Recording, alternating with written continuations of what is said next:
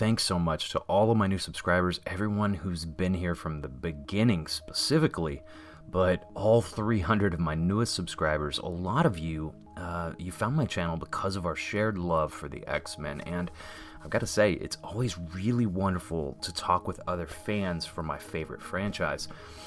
I continue to be absolutely blown away more and more with each issue of this Hickman run. House of X number 3 last week, it left off with great cliffhanger, just like the best comics do. And here in issue 4, we pick up exactly where we left off. Some amazing creative team we have going. Of course, it's Jonathan Hickman, Pepe Larraz, and Marte Gracia. So the intro today, it's a little bit of foreshadowing in itself. We get the only diagram in this book in the first page, and the fact that it's the only reference material, it makes it even more important, but it's a literal body count of each mutant mass killing at the hands of Homo sapiens. And with it, on the last line here, we're given the information that in this timeline, whichever life of Moira's this is, there are only 198 mutants left in the world. That really sets the scene, and it shows exactly how dire this entire mission is. You know, great writers, they always up the stakes, even when the readers think it can't possibly get any more intense. That's exactly what this issue does. It lets us know how important this mission is from the very beginning. You could really say that everything, absolutely everything, rests on this. So you can expect spoilers from this point in the review. There's no other way to talk about this book. At least I don't think so. So from the intro, we see Xavier. He's binding his mind with the Cuckoos so that they can function as one large psychic array. And what they want to do is they want to be able to communicate across the universe with Jean Grey during this whole mission. And gosh, this page is absolutely gorgeous. Gracia and Larraz, they work together seamlessly, and they present us with the most beautiful representation of what that psychic connection looks like.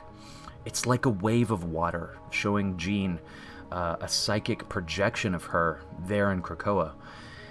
And we get the horrifying news that Warren and Paige are dead. Kurt and Logan are injured. But Scott and Logan's determination to finish this mission, it's stronger than ever.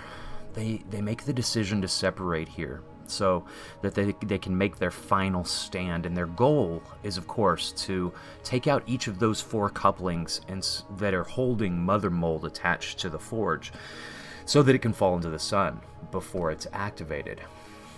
So I want to mention here at this point, the emotion that this book has already ramped up so high. And with the previous issues, it's been a lot of development, a lot of world building, a lot of background work. You know, just last issue in House of X number 3, we started to really see the series coming together in a great way. The characterization started really coming out. And couple that with the higher sense of linear storytelling that we're getting now from these past 2 issues, this story continues moving forward, but at an even faster pace, which, you know, I didn't think that would be possible, but here we are.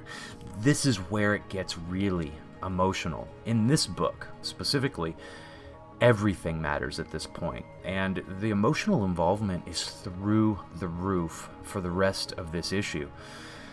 And so, all of that being said, these past 2 issues, they're exactly where this begins to feel more like Claremont's run than anything else that X-Men ever has. The storytelling is as daring as Claremont was, and Hickman is taking some chances, and it works. So this page where Dr. Gregor, you know, she's an enemy of the mutants, technically the bad guy, quote unquote, and you feel for her, you know, that's what the writing does.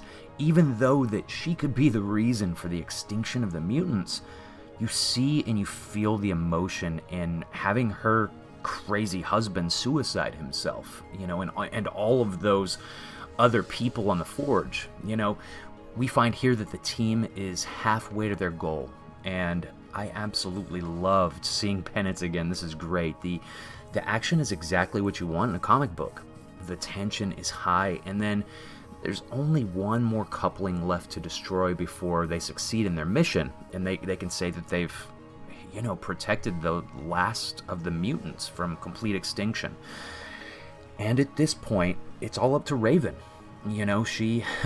She falls as another mutant casualty into the darkness of space, and Dr. Gregor does the unexpected.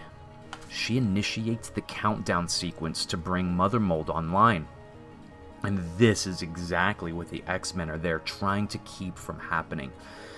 Now look, this is a great writing technique for amping up tension and suspense, starting a countdown clock like they've done here. We have 30 seconds is all we have on this clock. I love how Hickman uses this technique near the very end of this issue. Right when it seems like it couldn't get any more tense, the clock begins. And like I said, a half a minute is all we have here.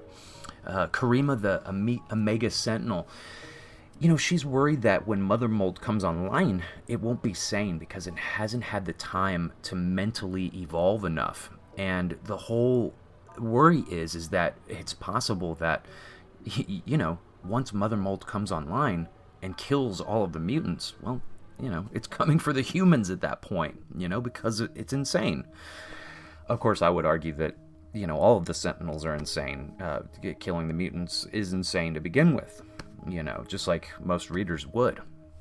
So Xavier says this, and as he does, it sent a chill up my spine. He says, "Do whatever it takes."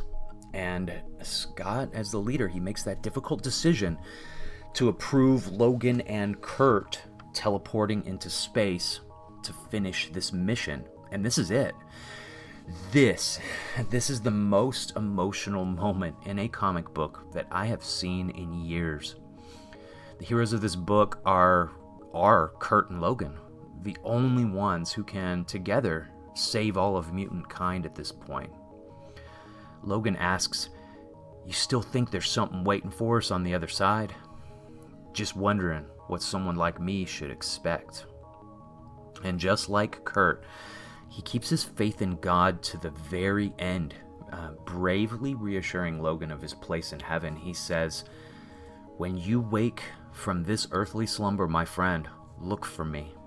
I will be there waiting for you, radiant and with open arms." And I'm telling you, that was that was again another chill went up my spine when I read that. And as we watch the spectacle of a scene unfold, this perfect art, it's coupled here with a reference to mythology, and this creative team is really just showing their strength. Mother Mold, at this instant of its birth, it utters its first and last words. It says, "If man made me, then they are God, and you are Titans, their spoiled lineage. But while you war, we children sit in judgment of those above us. We judge and find you both wanting." Do you hear us, Olympus? We have stolen your fire. We will burn you all. And with that, I have the third chill up my spine from this one book. Such eloquent writing. Yeah, I haven't seen this since Claremont had the reins of X-Men, It's absolutely fantastic. Again, Jonathan Hickman, he adds his own flair to what feels like, I'll be honest here, it feels like his psychic channeling of Claremont's brilliant run on this series, like he is pushing Claremont's notions through his own words and speech. It's just brilliant, honestly. And if this book ended on this note, on this one page, it'd be fulfilling in every single way, but it even continues onward, expressing even deeper emotions. Scott says, talking about Logan, bravest man I know. That's absolutely fantastic. And Jean, tell the professor it's done. It cost us our friends, our family, but it's done. And at that moment of his escape, Scott is stopped and, well, he's killed as well. And we realize that, yes, all of that foreshadowing at the beginning of this whole mission, it was absolutely there for a purpose. Just like we surmised, this was absolutely a suicide mission. And because of this storytelling, this immense quality of work, it would be impossible to read this without feeling something, whether it's the importance of the sacrifice, whether it's simply the importance of the story or the emotional impact that the characters have on us. Just simply in reading it, the emotional quality that it has to the whole universe overall. This emotional ending, it's a powerful way to conclude an issue. Just one single serial issue. Again, taking into account that serial format of this writing. Of course, when I say serial format, I mean Jonathan Hickman is not writing these books for the trade paperback. He's writing these books for single issues. And with every single conclusion, something very important happens. So, when writing for that format, it's important to understand that, like I was saying, each conclusion, it has to carry some important weight, right? And just kind of as a recap for the past three, Powers of X number 2, it ended with a big reveal, if you remember, about the nature of machines 1,000 years in the future. You find out a lot of things about them. Some characters are revealed. It's really good. It's a fantastic ending. Powers of X number 3, it ended with a big surprise, right? This was a shock that we didn't know which life we were talking about here, and we were witnessing Moira's 9th life, and that very last line, so ended the 9th life of Moira X. Every person, probably their jaw just dropped at that moment. At least I did. I can say that was shocking to me. It was a surprise ending. So that, again, it's another perfect way to end a serial issue, and with this issue, House of X, it ends on, and this is of course number 4, it ends on such a highly emotional note, all of these endings are examples of great serial format, but when an issue ends like this, on such an emotional note, we're taken aback a little bit. At least I was, because this isn't something that happens every day in comic books, and I don't know why. I really don't, because you see a lot of these emotional overtures at the end with a lot of TV shows and stuff like that, but man, for comics to be like this, to end on such a note, it's so powerful, right? So, continuing with this book, as we watch the Sentinels descend on the Xmen, and they're gonna take out everyone, is what it seems like. All of them, like I said, are on a suicide mission at this point. This exposition is absolutely brilliant in every way. And I'll just go through it. At the very end, we'll actually go to the end of this issue, because again, I want to. It's emotional, and of course it's all spoilers, but it reads, "Look at what they've done. Look at what they always do. Look at how this always ends, with fire, with death, and the funerals of our children. Every victory, ash. Every triumph, defeat. They've murdered so many of us. The world has grown used to it. This is just how things are for those people, for mutants. No more." And that final panel, it says it all. As a tear rolls down Xavier's face, The reader can only imagine what's going on in his head at this point as he cries, thinking of the deaths of his X-Men family, knowing everything that Moira has been going through. Literally, he has experienced all of that psychically, and everything's led up to this point. And, of course, he has to be feeling the guilt of having to make that kind of leadership decisions, that he was forced to make, that put them in this position to where, yes, they had to die. So, No More it's the title of the issue, and it's the message here, and it resonates even as the theme of this single issue. Again, I talked a lot about theme in my last video, and I will tell you right now that this is another perfect example of theme in comic books and bringing out just the right perfect theme.